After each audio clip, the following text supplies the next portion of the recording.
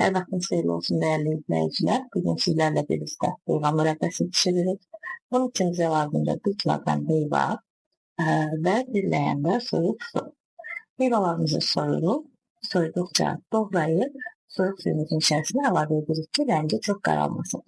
Çalışaq heyvanları tək-tək soyuq doğrayaq ki, qalıb çox da rəngi birləşməsin.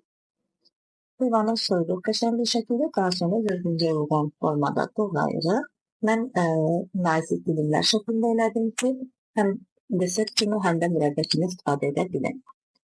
Və 2 ədəd heyvanın tumunu ayırıb bir kənarda saxlayırıq.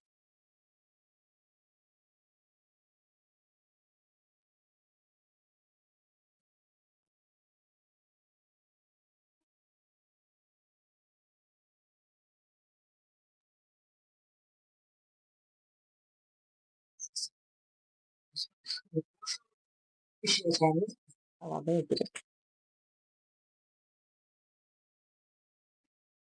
1 kiloqram heyvanın üzərinə 600 milliqram millilitr soyuq su əlavə edib, orta temperaturda qapağı bağlı bir şəkildə 15 dəqiqə heyvanlar yumuşalana qədər bişiririk.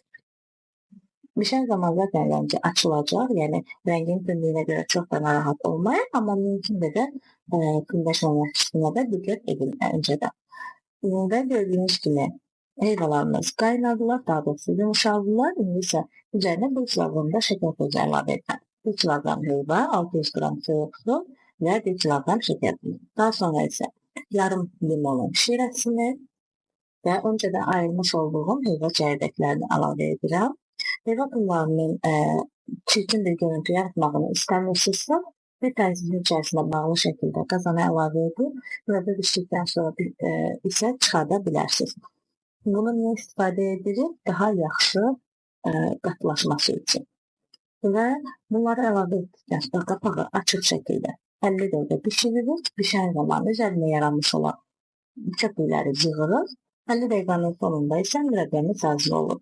Rəngindən, şirəsindən, qatılığından və üzərində yaranan köpüklərdən mürəbbəmizin bişdiyini zaten özünüz də görəcəksiniz.